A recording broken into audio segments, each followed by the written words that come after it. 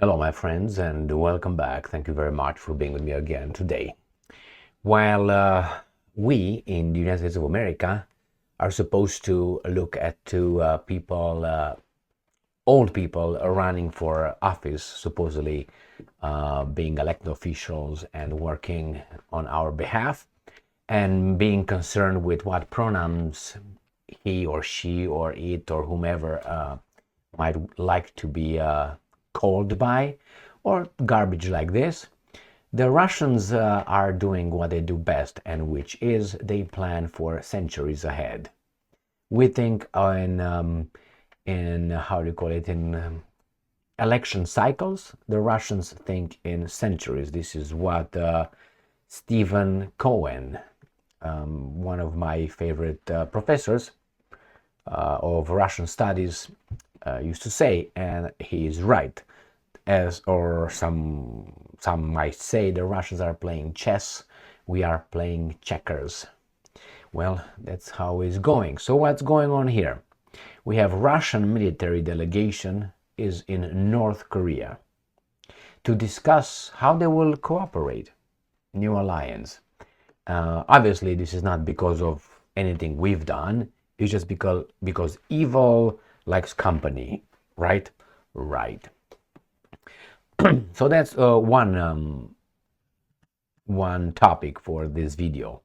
Another topic is Trump had a phone conversation with Zelensky, and Trump assured Zelensky that once he gets in office, the war is over. And we have Maria Zakharova's answer to that imbecility, obviously.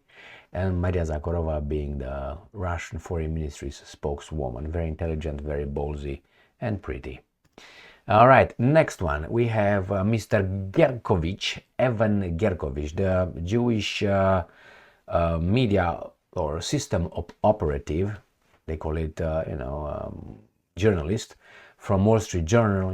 Remember the Russians said that they called him a red-handed, and he received his sentence now, and the sentence is, I think, worse than Brittany Griner's sentence. And what do you think America will do? We're going to sell us for Mr. Gershkovich. I guarantee you that. We should not allow them to do that. Nevertheless, Russia does not rule out smacking the US and its imbeciles, when I say imbeciles, vassal states, in the face. And that is, if you guys deploy weapons in Germany, we're going to deploy nuclear weapons further. So you do it, we do it, and see when the shit breaks.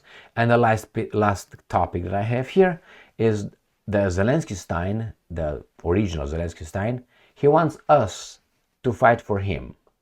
So he wants us, again, like in the First World War and the Second World War, fight for him with the Europeans, and maybe decimate ourselves and allow them to rule over baboons. They tried twice. This is the third time. And we're going to have Scholz disagreeing for now with Mr. Zelensky Stein to our destruction. So let's start with the first article. And the first article comes from Reuters. All right, so here it is. Russian military delegation is in North Korea to help implement agreements reached by Putin, says the Kremlin. This is Peskov right here. So, a Russian military delegation is in North Korea to work on implementing agreements reached during President Vladimir Putin's recent visit to Pyongyang, Kremlin spokesman Dmitry Peskov said on Friday. The delegation, headed by the Russian Deputy Defense Minister Alexei Krivoruchko, arrived in Pyongyang on July 19th. North Korea state news agency KCNA reported and held talks with Kim Jong-un. You got it? So Russia and North Korea signed a comprehensive strategic partnership pact. What do? Well, we are very offended if we're not called on the they campaign, pam, pum, pam, pam pronouns, and if we don't follow diversity, inclusion, and equity. And we are very concerned with this because the masters of our culture, and there's not the Europeans, are telling us that we ought to take care of that, so we screw our civilization, continue to screw our civilization and fight among ourselves, while the most privileged group in this country, which is not the whites, are having a beautiful life. All right, can you guess who that is or what that group is? Well, check it out. Check it out. The wealthiest, with about 80% of its children in colleges. The rest of the population has 40%. They have 80%. But they are somehow not privileged, we're told, but on the contrary, they're attacked. All right, let's move on. Next article. Sputnik. Kim Jong-un received Russian military delegation led by Deputy Defense Chief. Hey, Zig, whatever. Right there with his hand. So let's see what these guys are saying. So get united more firmly to dynamically lead the North Korean-Russian relationship in the new era and play an important part in defending regional and global peace and international justice. Good job. So these guys created the club of the good against the plantation of Al Capone. Next one. Reuters. North Korean leader Kim Jong-un discusses military cooperation with Russian officials. So this is basically the same thing, but I wanted to have it from more than one area. Next one, we have this article from Sputnik. And Trump, in call with Zelensky, says he will resolve Ukraine conflict if elected in November. So I'm quoting President Trump. President Zelensky of Ukraine and I had a very good phone call earlier today. I appreciate President Zelensky for reaching out because I, as your next President of the United States, will bring peace to the world and end the war that has cost so many lives and devastated countless innocent families, Trump said in a statement on Truth Social on Friday. Excellent, excellent, excellent. Well, let's see what the Russians say. Reuters. Russia says, let's be realistic, and quote, about Trump's plan to end Ukraine war. And here you have Maria Zakharova, obviously. So I understand Trump's rhetoric, but he's forgetting that he's sitting on a failing empire at this point. And the coalition over there is working full speed to, by the time Trump gets over there, what is he going to do? How is he going to threaten them? Maybe he can succeed, I don't know how, unless he's going to play ball. If he's trying to play hard, it's all gone. You can't do that anymore. I think the other club is already formed, so he can't destroy them or threaten them. There's too many. Yes, the United States of America is the strongest country in the world, still for a while. But remember, if you have 2 or 3 other big countries together, you're not as powerful anymore. Why? Because they will counterbalance your power. So let's see what Zakharova has to say here, obviously.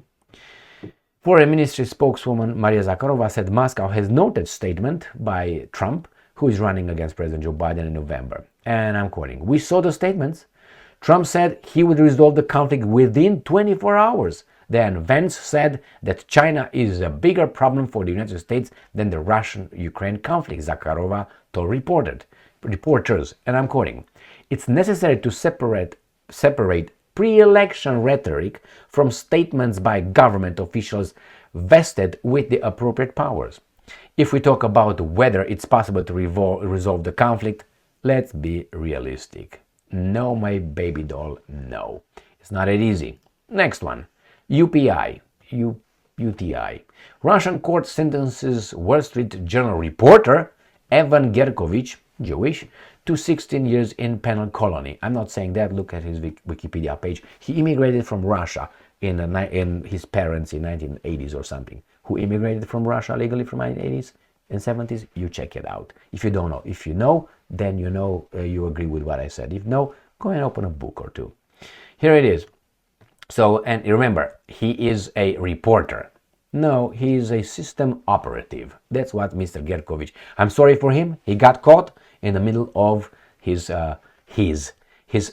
foreign ministry, which is the Secretary of State Department's hanky-panky in Russia, and he got fucked. All right, 16 years in a penal colony. You're gonna see United States of America selling your children or whomever is needed to get Gershkovich back. I guarantee you that. Anything the Russians will ask, they will receive. I guarantee you that. For Gershkovich, I mean, Gershkovich is on the victimhood hierarchy much higher than Britney. Britney was just, over there for the votes, for the guys, calm them down a little bit, George Floyd kind of, oh, we're gonna, but they're still over there, all right? They let them burn here and there so they can say, you show your anger, we're gonna stay like this, all right? But when those guys show their anger on the 6th of January, no, the rule of law, insurrection. All right, so Gershkovich will be saved. I guarantee you that. Once he's gonna start, tweeting from the colony, mind you, like Navalny. Next one. They're gonna work for him, all of them. Whomever is gonna be Trump, Biden, Kamala, they will sell us all. Why? Because they will receive the order from their rulers. Moscow not ruling out nuclear missiles deployment after US missiles deployed in Germany. And I quote, I do not rule out any options, Ryabkov said, answering whether the Russian response to the deployment of US missiles in Germany would involve the deployment of similar nuclear equipped systems. Where exactly, baby doll? In Cuba? Mexico? Nicaragua? Venezuela? Where? Or maybe Canada.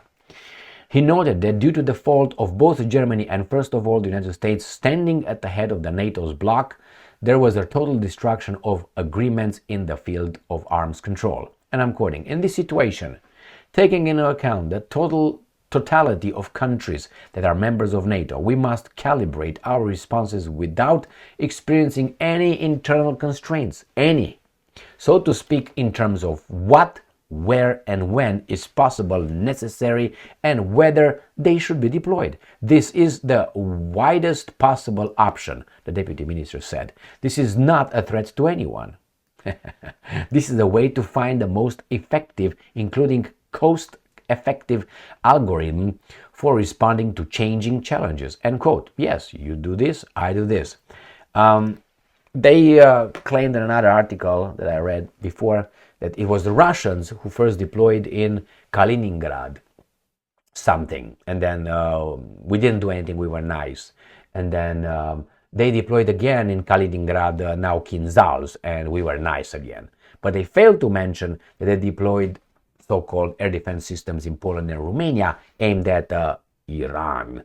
All right, and they failed to mention that the United States of America has six military bases where it has deployed nuclear weapons on 5 countries in Europe. 5 countries. Before Russia deployed to where? To Belarus. When the Russians deployed to Belarus, these guys were, we can't do that. Well, it was 6-0 at that time. Now it's 6-1. And you want to make it 7-1? Well, the Russians will catch up. I guarantee you that. Kaliningrad will have nuclear weapons. It doesn't have, as of now, Kaliningrad. It has only missiles. They don't have nuclear warheads, as far as I know. So, and let's go to the last topic. We have a guy who wants us Europeans to fight again for him. And we're not going to do that. Never forget. And forgive, right? Zelensky urges West to hit Russian missiles like in Iranian attack. Well, saving Israel and saving you or Ukraine? Yeah, all right. Urge Western allies, this imbecile, to directly shoot down Russian missiles and drones over Ukraine, as happened during Iran's massive missile and drone attack on Israel earlier in April. There must be a collective will to shoot them down, just as there was with the Iranian missiles and drones. Well, and the Russians will do what? I tell you what the Russians will do. The Russians will attack those air defense systems wherever they happen to be in NATO, let's say Poland or Romania, those are the ones, they will destroy them. Or maybe they attack with nuclear weapon. And what do you think everybody else is going to do? Zelensky is going to say, oh, they use nuclear weapons, you shouldn't use nuclear weapons, okay? And everybody use nuclear weapons. What is he going to say then? Let's say the Russians, I'm just exaggerating like crazy. He's going to just say, you know what, atomic bomb. in Poland. One. Boom. What do you think will happen? Do you think that these guys in the West will move a finger?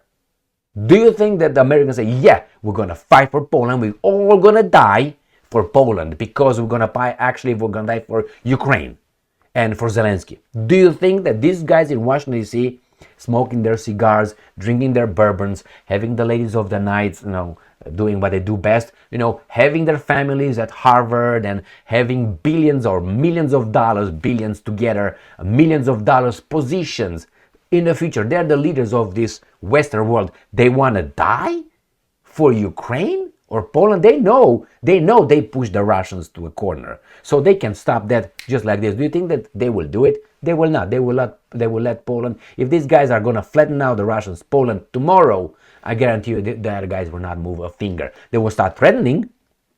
Next one I'm going to, but they're not going to do anything. What? Do you want them to die? Do you think they want to die? Nobody wants to die. Nobody wants to die. Well, the Russians have less to lose than these fat pigs in Washington, D.C., and not only, I guarantee you that. And we have this little weasel here who plays, like that hooker, like not hooker, whore, who wants to be, but she's like, I don't know, yeah, I'm going to run a little bit. It's exactly what this fucker does right here. Scholz rejects Zelensky's request to shoot down Russian missiles in Ukraine's airspace. As of now, we'll see what's happening. Are the Europeans gonna fuck themselves as they fucked into World War for the same garbage? Not impossible. The problem is now there's nuclear weapons involved. So he wants these guys to shoot like in Iran. If Iran had nuclear weapons, I guarantee you those guys would have spoken with Iran differently. But anyway, Israel has it, so we're good. Thank you very much for being with me again today. Stay strong, stay smart, look for the truth, and be just.